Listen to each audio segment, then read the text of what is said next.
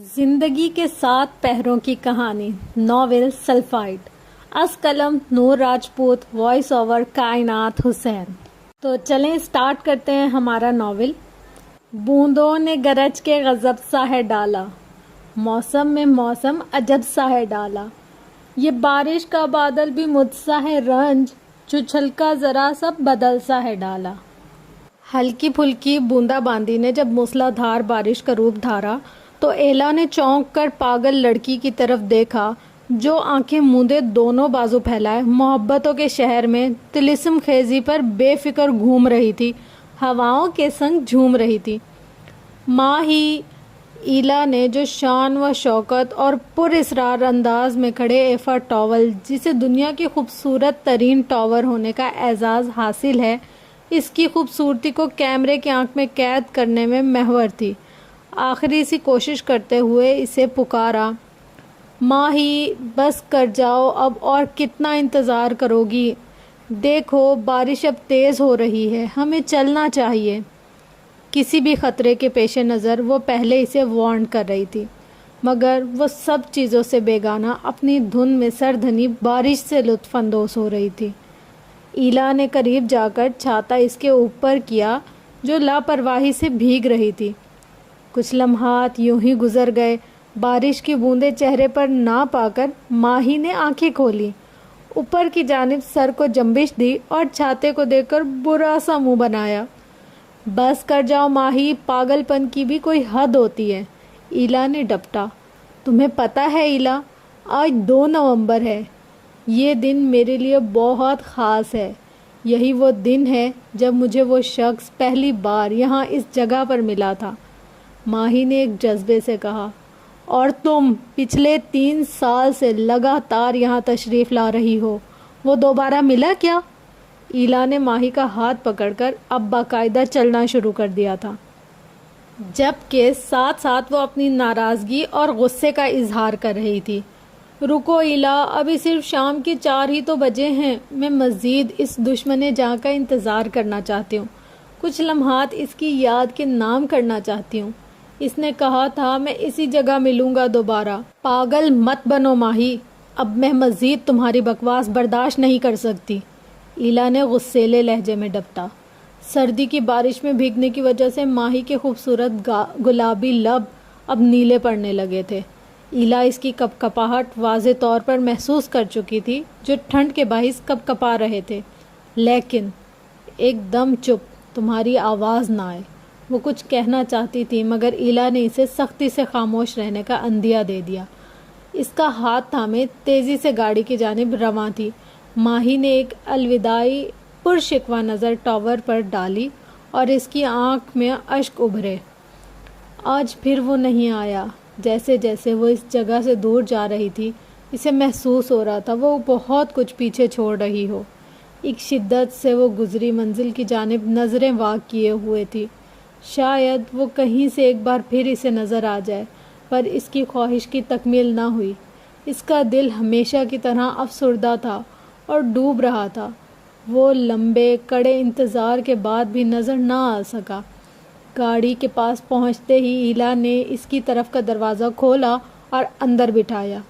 تو یہ طے ہے مجھے اس کا ایک لمبا انتظار کرنا ہے؟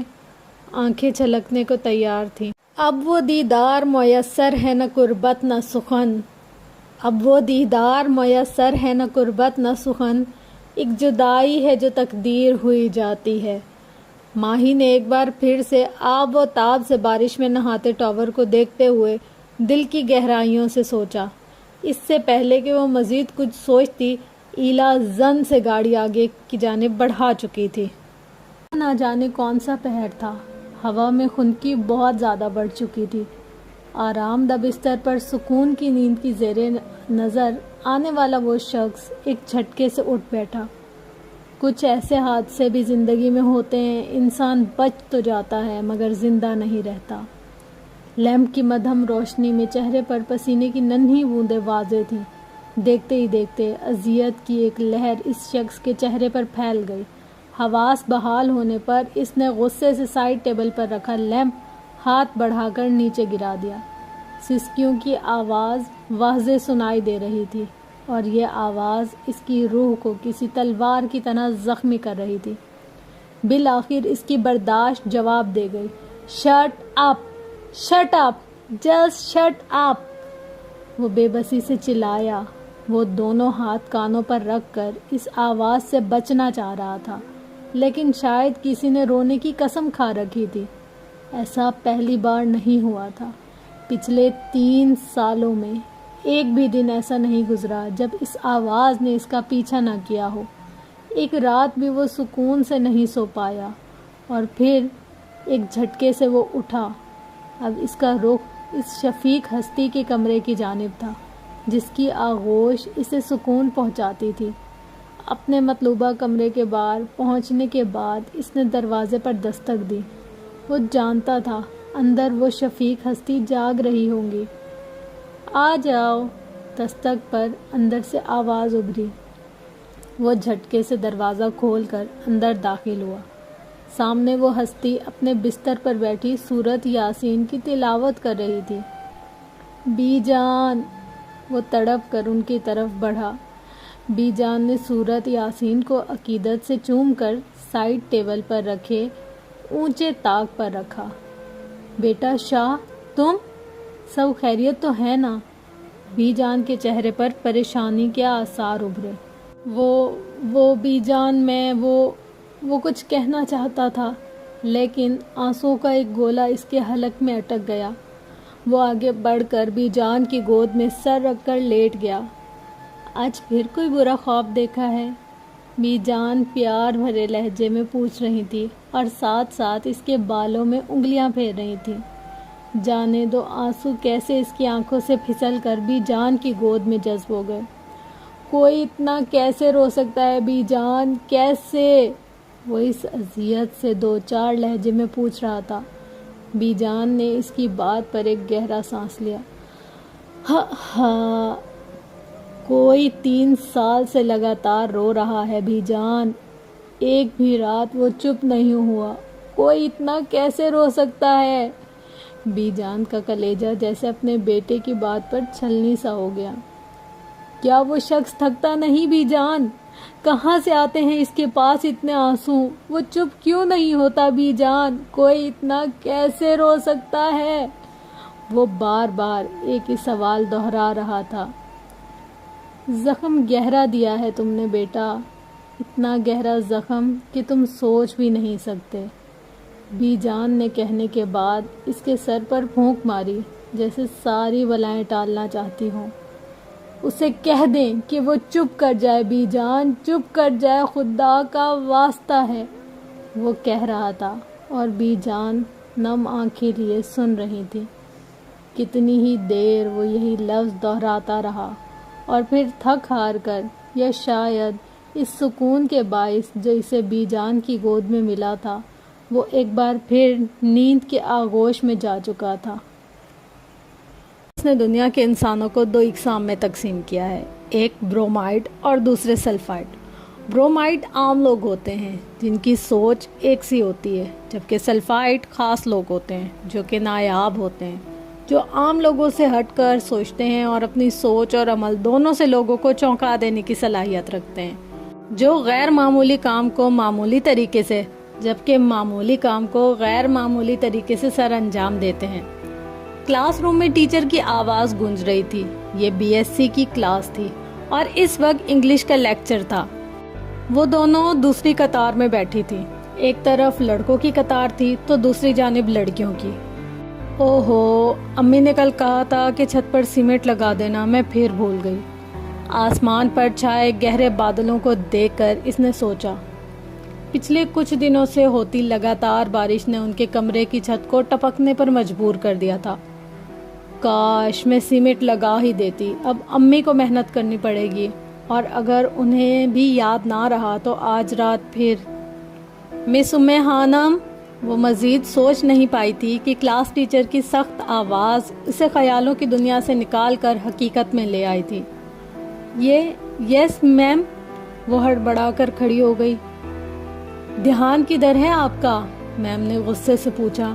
جی وہ کچھ کہنا چاہتی تھی لیکن الفاظ دم توڑ گئے۔ اگر آپ جیسے اسٹوڈنٹ کلاس میں ایسا رویہ اپنائیں گے تو باقیوں کا کیا ہوگا؟ غالباً میم کافی غصے میں تھی. لڑکوں کی دبی دبی سی ہنسی کی آواز صاف سن سکتی تھی. وہ سر جھکائے کھڑی تھی. واقعی اس کا دھیان کلاس میں نہیں تھا. بیٹھ جائیے اور آئندہ ایسی حرکت مت کیجیے گا. میم کو شاید اس پر رحم آ گیا. وہ خاموشی سے بیٹھ گئی. اس نے سنا ہی نہیں تھا کہ سلفائڈز کیا ہوتے ہیں. اس کا ذہن تو بس چھت سے ٹپکنے والے پانی میں الجھا ہوا تھا جو برتن میں گرتا اور ایک عجیب سی آواز پیدا کرتا تھا، اور وہ آواز اسے انتہائی بری لگتی تھی. میز پر پڑا ہوا کپ ٹھنڈا پڑ چکا تھا. اس کی نظریں گلاس ڈور سے باہر تیزی سے گزرتی گاڑیوں پر جمی تھیں. جانے کس احساس کے تحت وہ چونکی اور نگاہیں اپنے کپ کی جانب مرکوز کی. کپ اٹھایا تو کافی ٹھنڈی ہو چکی تھی. ایک گہری سانس لینے کے بعد اس نے وہ کڑوا اور ٹھنڈا مشروم اپنے اندر اونڈیلا. میز پر رکھے موبائل کو اٹھا کر اس کی چمکتی اسکرین پر ابھرنے والی گھڑی سے وقت دیکھا. صرف 10 منٹ رہ گئے ہیں. وہ بڑبڑاتے ہوئے کھڑی ہوئی. کافی کے پیسے اس نے میز پر رکھے اور دروازے کی جانب قدم بڑھا دیے. یہ اس کی تقریباً روزانہ کی روٹین تھی. گھڑی پہننے کے باوجود موبائل پر وقت دیکھنے کی عادت آج بھی نہیں بدلی تمہاری. اس سے کچھ فاصلے پر بیٹھے ہوئے شخص کی نظریں دروازے سے باہر نکلتی لڑکی پر جمی تھی. وہ ہلکا سا مسکرایا. اس شخص کا آدھا چہرہ چھپا ہوا تھا. تقریباً 5 منٹ کے بعد وہ بھی اپنی جگہ سے اٹھا اور اس کے پیچھے چلنا شروع کر دیا. ان دونوں کے جانے کے بعد ایک لڑکا تیزی سے ریسٹورنٹ کے اندر داخل ہوا اور کاؤنٹر کی طرف بڑھا. البرٹ، اینجل آئی تھی کیا؟ میڈی نے کاؤنٹر پر کھڑے لڑکے سے پوچھا. ہاں، ہمیشہ کی طرح، البرٹ نے کافی کپ میں ڈالتے ہوئے جواب دیا. اور مون؟ ہاں، وہ بھی آیا تھا اور اس کے پیچھے چلا گیا ہمیشہ کی طرح. یہ مون مر جائے گا میرے ہاتھوں. میڈی کو نہ جانے کس بات کا غصہ آیا تھا. ریلیکس میڈی، وہ اسے نقصان نہیں پہنچانے والا. البرٹ ٹرے اٹھا کر ایک میز کی جانب بڑھ گیا. لیکن مجھے اس پر بالکل بھی بھروسہ نہیں ہے. میڈی اس کے پیچھے لپکا. اگر بھروسہ نہیں ہے تو جاؤ ان دونوں کے پیچھے. ویسے بھی تمہاری ان فضول باتوں میں ٹرین گزر چکی ہوگی. شٹ! البرٹ کی بات سن کر میڈی چلایا اور باہر کی طرف بھاگا. لیکن قسمت نے اس کا ساتھ نہیں دیا. ٹرین گزر چکی تھی. اب اسے 10-15 منٹ انتظار کرنا تھا جب تک دوسری ٹرین نہیں آ جاتی. میڈی کا موڈ بری طرح سے خراب ہو چکا تھا. جب وہ گھر پہنچی تو تقریباً بھیگ چکی تھی. اکیڈمی سے رکشے پر آنا جانا پڑتا تھا. رکشے والا اسے مین روڈ پر اتار دیتا تھا. مین روڈ سے گھر تک کا سفر 5 منٹ کا تھا اور ان 5 منٹوں میں بارش تیز ہونے کی وجہ سے وہ بھیگ چلی تھی. کتنی بار کہا ہے کہ رکشے والے سے کہہ کر گھر تک کا رکشہ لے آیا کرو، اپنے گھر کے سامنے اترا کرو. آسیہ بیگم نے اپنی بیٹی سے کہا جو ہمیشہ ان کی بات ایک کان سے سن کر دوسرے سے نکال دیتی تھی. اماں، رکشے والا پیسے زیادہ مانگتا ہے. 5 منٹ کے سفر کے لیے میں اسے زیادہ پیسے ہرگز نہیں دے سکتی. وہ تولیے سے بات صاف کرتے ہوئے بڑبڑائی. وہ تو ٹھیک ہے، لیکن کبھی کبھی حالات کو بھی دیکھ لینا چاہیے نا. آج موسم خراب تھا اور اتنی تیز بارش تھی. آج تو رکشے پر ہی دروازے تک آ جاتی نا. کیا مجھے کھانا ملے گا؟ وہ اپنی ماں کی بات کو مکمل نظر انداز کر گئی. آسیہ بیگم نے اس کی بات سن کر سر جھٹکا. وہ اچھی طرح جانتی تھی کہ ان کی بیٹی ہمیشہ اپنی منمانی کرتی ہے.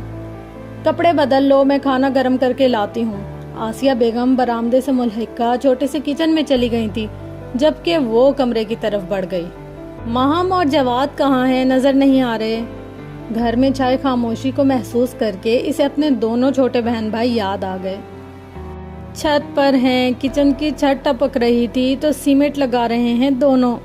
بھائی صاحب پیسے دے دیتے تو مرمت ہی کروا لیتی مکانوں کی، لیکن جو اللہ کو منظور. آسیہ بیگم نے ایک گہری سانس لیتے ہوئے جواب دیا اور کھانا برآمدے میں بیچی چارپائی پر رکھ دیا.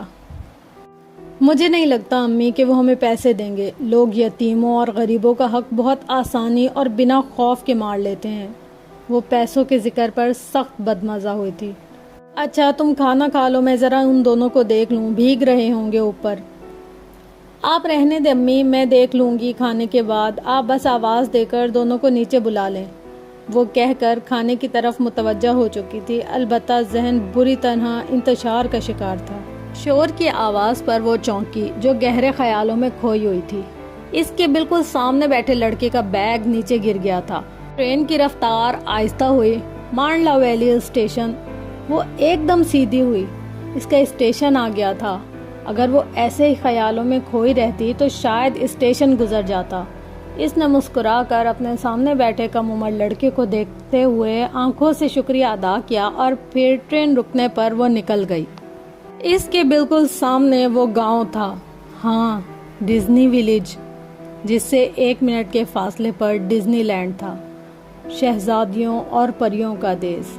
اس کے لیے آج بھی ویسا ہی تھا۔ بہت سے لوگ ٹرین سے اترے تھے اور اب ان کا رخ ڈزنی لینڈ کی طرف تھا۔ تھینکس بڈی، ٹرین سے باہر نکلتے ہوئے اس آدھے چھپے چہرے والے شخص نے سیٹ پر بیٹھے اس لڑکے سے کہا، جس نے جان بوجھ کر اس کے اشارے پر اپنا بیگ نیچے گرایا تھا۔ اب اس کی نگاہیں اینجل کو ڈھونڈ رہی تھیں، جو لوگوں کے ہجوم میں کہیں کھو سی گئی تھی۔ وہ تھوڑا سا بے چین ہوا، پھر اسے ایک طرف وہ نظر آ گئی، ہاں وہی اینجل۔ اینجل کو دیکھتے ہی اس کے چہرے پر سکون پھیل گیا تھا اور اب تھوڑا سا فاصلہ رکھ کر وہ اس کے پیچھے پیچھے چل پڑا۔ سن رہا ہے نا تو، رو رہا ہوں میں، سن رہا ہے نا تو۔ ماہام، ٹی وی کی آواز کم کر لو، کب سے کہہ رہی ہوں۔ وہ اپنی کتابیں پھیلائے بیٹھی تھی۔ مسلسل آنے والی گانے کی آواز اس کی توجہ اپنی طرف کھینچ رہی تھی۔ ارے ہانی، ذرا آ کر دیکھو، آج آر جے کا شو ہے، قسم سے کمال لگ رہا ہے۔ ہم نے آواز کیا کم کرنی تھی بلکہ باقاعدہ چلا کر کہا۔ ہاں ہانی آپی، بہت اچھا لگتا ہے مجھے آر جے۔ جواد نے بھی مہام کی پیروی کی۔ عاشقی 2 والا آر جے؟ اوف توبہ، ذرا نہیں پسند مجھے، نہ یہ فلم، نہ اس کے گانے اور نہ ہیرو۔ اور اب اگر تم لوگوں نے آواز کم نہ کی تو میں امی سے کہہ دوں گی۔ وہ جانے کیوں غصہ کرنے لگی تھی، شاید حالات نے اسے چڑچڑا بنا دیا تھا۔ نہیں، یہ وہ آر جے نہیں ہے، یہ تو پاکستان کا مشہور۔ بلاؤں امی کو؟ ہانی نے ماہم کی بات کاٹ کر دھمکی دی تو وہ منہ بنا کر آواز کم کرنے لگ گئی۔ ہائے، کتنا اچھا گاتا ہے نا یہ، کاش میں بڑا ہو کر ایسا بن جاؤں۔ جواد کے لہجے میں حسرت تھی۔ وہ چھوٹا سا بچہ جانے کب اسکرین پر گٹار پکڑے گاتے ہوئے لڑکے کا فین بن چکا تھا، اسے خود بھی معلوم نہیں تھا۔ کل رات مولانا صاحب کی روح پرواز کر گئی۔ ہانی کی نظر سامنے رکھے اخبار پر پڑی تھی۔ اس کے دماغ نے لفظ روح کو بری طرح سے کیپچر کیا تھا۔ روح؟ روح؟ وہ ہولے سے بڑبڑائی، روح کیا ہے؟ ایک سادہ سے سوال نے اس کے دماغ میں جنم لیا۔ اس کا ذہن اٹکا۔ وہ سوچتی رہی لیکن کوئی سرا نہ پکڑ پائی تھی۔ تھک ہار کر اس نے کتابیں اٹھا کر ایک طرف رکھی اور لیٹ گئی۔ اس کا ذہن آج کل پڑھائی میں بالکل نہیں لگ رہا تھا۔ عجیب و غریب سوچوں نے اس کے دماغ کو گھیرا ہوا تھا۔ کبھی تم لوگ بھی پڑھ لیا کرو، ہر وقت ٹی وی میں گھسے رہتے ہو، ہانی نے اپنے دونوں بہن بھائیوں کی طرف دیکھتے ہوئے کہا، جو اس وقت کچھ فاصلے پر ٹی وی پر نظریں جمائے بیٹھے تھے۔ ہمیں کتابی کیڑا نہیں بننا، کیوں جواد؟ ماہم نے جواد کی طرف دیکھتے ہوئے پوچھا۔ وہ بھی مسکرا دیا تھا جبکہ ہانی نے افسوس سے سر ہلایا۔ یہ تھی خانم عرف ہانی، جو BSc سال 2 کی طلبہ تھی، جس کی کل کائنات اس کی ماں اور 2 بہن بھائی تھے۔ ماہم ہانی سے 3 سال چھوٹی تھی، جو 2nd ایئر میں تھی، اور جواد ماہم سے 4 سال چھوٹا تھا۔ اب سار صاحب، جو کہ ہانی کے والد 7 سال پہلے دنیا سے رخصت ہو گئے تھے، وقت اور حالات نے اسے عمر سے بڑا بنا دیا تھا، البتہ ماہم میں ابھی بچپنا تھا۔ روح کیا ہے؟ ایک بار پھر اس کا ذہن الجھا۔ بالآخر وہ اٹھ کر کمرے سے باہر نکل گئی تھی۔ تیرے سنگ گزر جائے یہ عمر جو باقی ہے، ہنس دو نظرہ کھل کر، کاہے کی اداسی ہے۔ دروازے سے باہر نکلتے وقت اس کی سماعت سے گانے کی آواز ٹکرائی۔ آواز اچھی تھی لیکن چاہنے کے باوجود وہ پلٹ کر ٹی وی پر نظر آتے اس آر جے کو نہیں دیکھ پائی تھی۔ خاموشی سے وہ صحن کی طرف بڑھ گئی تھی جہاں ٹھنڈی ہوا نے اس کا استقبال کیا۔ اسے روزانہ رات کو صحن میں ٹہلنے کی عادت تھی اور آج تو پھر ہوا ٹھنڈی سے سکون بخش رہی تھی۔ آنکھ میں آنسو نہیں پر رلاتا ہے بہت، وہ دسمبر ہے، ہر دسمبر یاد آتا ہے بہت، ساتھ میرے بھیگتا ہے بارش میں بیٹھ کر، یاد کے سارے دریچے کھول جاتا ہے بہت، روندتا ہے یہ جہان کی ساری دیواریں کھڑی، 2 قدم پر لا کر اس کو آزماتا ہے بہت، مسکراہٹ گنگناہٹ کہہ کے ہے باتیں تیری، خواب بن کر رات بھر مجھ کو جگاتا ہے بہت، مجھ کو دے جاتا ہے چھپ کر اس کی خوشبو کا پتہ، مجھ کو دے جاتا ہے چھپ کر اس کی خوشبو کا پتہ، ایک دیوانے کو یہ پاگل بناتا ہے بہت۔ پچھلے 1 گھنٹے سے وہ سوشل میڈیا پر مختلف اکاؤنٹس کو چیک کر رہی تھی، لیکن وہ شخص اسے کہیں بھی نظر نہیں آیا تھا۔ بیٹھے بیٹھے اس کی نازک کمر اکڑ گئی تھی، مگر اس کے تجسس میں ذرا برابر کمی نہیں آئی تھی۔ بس کر دو ماہی، اور کتنا ڈھونڈو گی اسے؟ ایلا نے اکتا کر ماہی سے پوچھا، جس کے خوبصورت چہرے پر عجیب سی چمک تھی۔ جب تک وہ مل نہیں جاتا ماہی اسے ڈھونڈتی رہے گی۔ مجھے سمجھ نہیں آتا 5 منٹ کی ملاقات میں وہ شخص تم پر کیا جادو کر گیا ہے کہ تم یوں خوار ہو رہی ہو۔ یہی بات تو میں جاننا چاہتی ہوں، اس سے مل کر پوچھنا چاہتی ہوں کہ ماہی پر کیسا جادو کیا ہے اس نے۔ ماہی پر شوق نگاہوں سے مسکراہی تھی۔ وہ تمہیں نہ ہی ملے تو بہتر ہے، جب بنا ملے یہ حال ہے تو نہ جانے مل کر کیا ہوگا۔ ایلا نے لیپ ٹاپ اس کے ہاتھ کے سامنے سے اٹھاتے ہوئے کہا، تمہارے منہ میں خاک، میرا لیپ ٹاپ واپس کرو۔ ماہی سخت بدمزہ ہوئی۔ پہلے ڈنر، تمہیں یاد ہے نا ہم نے پلان کیا تھا آج ڈنر باہر کریں گے، مجھے بھوک لگی ہے، جلدی اٹھو، بعد میں ڈھونڈتی رہنا اپنے گمشدہ عشق کو۔ ایلا نے اسے ہاتھ سے پکڑ کر کھڑا کیا۔ ڈھونڈنے دو نا ایلا، شاید مل ہی جائے۔ ماہی کے لہجے میں حسرت تھی۔ ہر چیز کا ایک وقت مقرر ہوتا ہے ماہی، اور وہ چیز اپنے وقت پر ملتی ہے، اگر اسے ملنا ہوتا تو خود ہی مل جائے گا۔ ارے واہ ایلا، بڑی سمجھدار ہو گئی ہو۔ ماہی نے ایلا کا گال کھینچا۔ تعریف بعد میں کرنا، جاؤ تیار ہو جاؤ، میں دعا کروں گی وہ شخص ایک بار تمہیں ضرور ملے۔ آمین آمین آمین۔ ماہی کی خوشی دیکھنے لائق تھی۔ میں بس ابھی آئی تیار ہو کر، بس 5 منٹ میری پیاری دوست۔ ماہی اس کے گال کو پیار سے تھپ تھپاتی کمرے کی سمت بھاگی تھی، جبکہ ایلا اس کے پاگل پن پر دھیرے سے مسکرا دی۔ حشام، وہ بہت محویت سے کتاب پڑھنے میں مشغول تھا جب آواز پر چونکا۔ جی چھوٹے بابا سائیں۔ وہ ایک دم پلٹا۔ ارے آپ یہاں، مجھے بلا لیا ہوتا میں آ جاتا۔ حشام نے سید جبیل کو اسٹڈی روم کے دروازے میں کھڑا دیکھا تو کہا، کوئی بات نہیں، یہ بتاؤ تمہارا لاڈلا آ رہا ہے یا نہیں؟ بابا سائیں آپ اندر تو آئیں، پھر بتاتا ہوں۔ حشام نے کتاب خانہ بدوش کو ایک طرف رکھتے ہوئے کہا اور اپنی جگہ سے کھڑا ہو گیا۔ نہیں بیٹا، مجھے ذرا ضروری کام ہے، یہ بتاؤ وہ آ رہا ہے یا نہیں؟ جی بابا سائیں، میری بات ہوئی تھی اس سے، وہ آ رہا ہے۔ حشام نے مسکرا کر جواب دیا، ایک شفیق سی مسکراہٹ جو اس کی شخصیت کا حصہ تھی۔ چلو شکر ہے، اس پر بھی کچھ پڑھ کر پھونک دو جس سے وہ سدھر جائے۔ ناک میں دم کر دیا اس لڑکے نے۔ سید جبیل شاید بہت ہی تنگ تھے اس انسان سے جس کا وہ ذکر کر رہے تھے۔ آپ فکر نہ کریں بابا سائیں، میں اسے سمجھاؤں گا، اب وہ کچھ الٹا سیدھا نہیں کرے گا، حشام نے اعتماد سے کہا تھا۔ لیکن یہ بات وہ بھی اچھی طریقے سے جانتا تھا کہ ساری دنیا بدل سکتی ہے، قیامت آ سکتی ہے، لیکن وہ کبھی نہیں سدھر سکتا۔ ٹھیک ہے تم آرام کرو، سید جبیل کہتے چلے گئے، جبکہ حشام صرف مسکرا کر رہ گیا تھا اور موبائل اٹھا کر اس کا نمبر ملانا شروع کیا جس کی ابھی ابھی تعریف ہوئی تھی۔